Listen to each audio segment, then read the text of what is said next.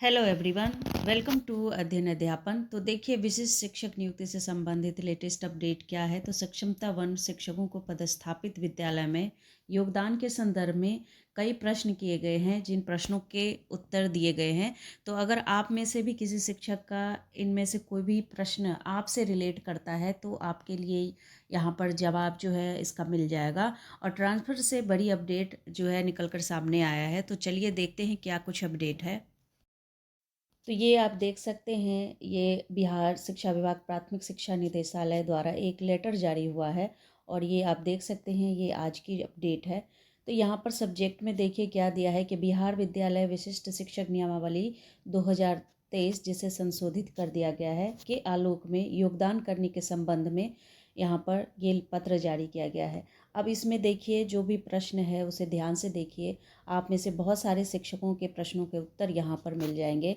उपयुक्त विषयक आपके प्रसंगाधीन पत्र द्वारा सक्षमता परीक्षा एक उत्तीर्ण स्थानीय निकाय के शिक्षकों को विशिष्ट शिक्षक के रूप में दिनांक 1/1/2025 से 7/1/2025 की अवधि में पदस्थापित विद्यालय में योगदान के संदर्भ में की गई परीक्षाओं का निराकरण निम्नवत है। अब ये प्रश्न पूछा गया है जिसका निराकरण यहाँ पर बताया गया है। तो अगर हम प्रश्न संख्या 1 की तरफ बढ़ें तो यहाँ पर बताया गया है कि पूछा गया है, जो नियोजित शिक्षक वर्तमान में नियोजन इकाई द्वारा निलंबित है और विशिष्ट शिक्षक के पद पर चयनित है तो उनका योगदान निर्धारित अवधि में किस प्रकार होगा। जिसका निराकरण बताया गया है कि निलंबन की समाप्ति के उपरांत योगदान करेंगे। तो जब आपका निलंबन का जो अवधि है वो समाप्त हो जाएगा तब आप योगदान कर सकते हैं। दूसरे प्रश्न पर आते हैं। जो महिला नियोजित शिक्षिका वर्तमान में नियोजन इकाई द्वारा स्वीकृत मातृत्व अवकाश का उपभोग कर रही हैं और विशिष्ट शिक्षक के रूप में चयनित है, वे निर्धारित अवधि में किस प्रकार योगदान करेंगे। तो यहाँ पर आप देख सकते हैं, यहाँ पर study leave, medical leave, maternity leave पर रहने वाली शिक्षक शिक्षिका जिला शिक्षा पदाधिकारी के ईमेल पर योगदान प्रतिवेदन समर्पित करेंगे। तो जो मैंने अभी आपको दिन में जो वीडियो दिया था उसमें मैंने आपको बताया था कि आपको यहाँ पर ईमेल करना पड़ सकता है और वे अवकाश में ही माने जाएंगे, परंतु योगदान के उपरांत संबंधित अवकाश के शेष अवधि का औपचारिक स्वीकृति आदेश जिला शिक्षा पदाधिकारी द्वारा निर्गत किया जाएगा। इसके बाद विशेष परिस्थिति के कारण कोई शिक्षक शिक्षिका विभाग द्वारा योगदान हेतु निर्धारित अवधि दिनांक 1/1/2025 से 7/1/2025 के बाद भी योगदान कर सकते हैं। अगर कोई ऐसी परिस्थिति आ गई है कि आप योगदान के लिए नहीं पहुंच पाते हैं विद्यालय, तो आप इसके बाद भी योगदान कर पाएंगे। तो ऐसे शिक्षकों को योगदान की तिथि से विशिष्ट शिक्षक का वेतन अनुमान्य होगा। ठीक है, तो ये आपके लिए यहाँ पर इस प्रश्न का उत्तर मिल गया। इसके बाद है थर्ड, जो नियोजित शिक्षक वर्ग 1 से 5 के पद हैं और सक्षमता परीक्षा 6 to 8 में उत्तीर्ण हुए हैं। ठीक है, आप नियोजित शिक्षक थे 1 से 5 के लिए, लेकिन आपने 6 to 8 पर सक्षमता परीक्षा उत्तीर्ण कर ली है, तो वे विशेष शिक्षक के रूप में वर्ग 1 से 5 के पद पर योगदान कर सकते हैं या अथवा नहीं। अब देखिए, ऐसे बहुत सारे शिक्षक हैं जिसका निराकरण यहाँ पर बताया गया है कि जिला कार्यक्रम पदाधिकारी द्वारा आवेदन किस परिस्थिति में स्वीकृत किया गया। यदि ऐसा था तो काउंसलिंग में डॉट फुल करना चाहिए था और ऐसे शिक्षकों का योगदान तत्काल स्थगित रखा जाएगा, इस पर अलग से निर्णय लिया जाएगा।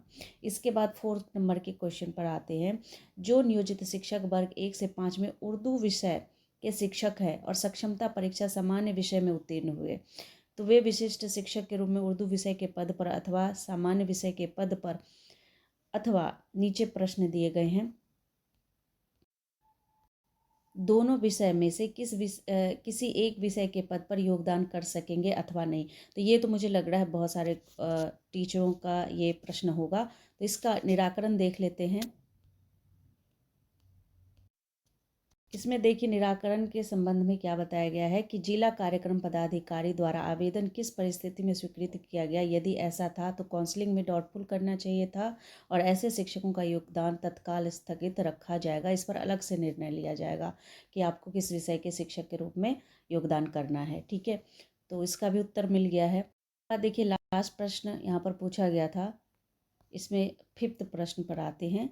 टोटल 6 प्रश्न पूछे गए। 5th में बताया गया है कि नियोजित शिक्षक जो सक्षमता परीक्षा 1 देने के समय जिस भवनहीन भूमिहीन विद्यालय में पदस्थापित थे वह वर्तमान में किसी अन्य विद्यालय के साथ संविलियनित यानी मर्ज हो गया है, मिल गया है, वैसे नियोजित शिक्षक विशिष्ट शिक्षक के रूप में जो है मर्ज विद्यालय में योगदान कर सकेंगे अथवा नहीं। तो यहाँ पर मर्ज विद्यालय में योगदान कर सकेंगे, तो यहाँ पर हाँ है उत्तर में। और उसके बाद लास्ट प्रश्न देखिए, विशिष्ट शिक्षक को प्रधानाध्यापक या प्रधान शिक्षक के समक्ष योगदान करना है। ऐसे में जो नियोजित शिक्षक प्रधान शिक्षक या प्रधानाध्यापक के पद पर प्रभारी के रूप में कार्य कर रहे हैं, वे विशिष्ट शिक्षक के रूप में किसके समक्ष योगदान देंगे? तो स्वयं के समक्ष ही योगदान कर सकते हैं। ठीक है, तो ये प्रश्नों के उत्तर हो गए आपके, और उम्मीद करती हूँ कि आप में से बहुत सारे शिक्षकों को इस तरह के प्रश्नों के लिए जो है कुछ न कुछ कन्फ्यूजन बना होगा, जो अब क्लियर हो गया होगा। अब देखिए ट्रांसफ़र से संबंधित क्या अपडेट है वो जान लेते हैं। तो अगर ट्रांसफ़र की बात करें तो सक्षमता पास और बीपीएससी शिक्षकों के ट्रांसफ़र पोस्टिंग से जुड़ी बड़ी खबर। कल नए साल के पहले दिन किसी भी वक्त आपको ट्रांसफ़र से संबंधित बड़ी अपडेट देखने को मिल सकता है, और क्योंकि शिक्षा विभाग आवेदन की कर चुका है स्क्रूटनी, तो उम्मीद है सब कुछ यहाँ पर अच्छा होगा, ऐसा कुछ बताया जा रहा है। तो कल बहुत बेसब्री से इंतज़ार करना होगा, और आप लोग अच्छे से जो है नए साल का स्वागत कीजिए। मेरी तरफ से भी आप सभी को नए साल की हार्दिक बधाई। ये नया वर्ष आपके जीवन खुशियाँ अपार लाए, सेहतमंद रहें, और सभी मनोकामनाएं आपकी पूर्ण हो, यही प्रभु से जो है प्रार्थना है। और आप सभी को हैप्पी न्यू ईयर। तो मिलती हूँ अगले अपडेट में, तब तक आप लोग अपना ख्याल रखिए। Thank you and thanks for watching.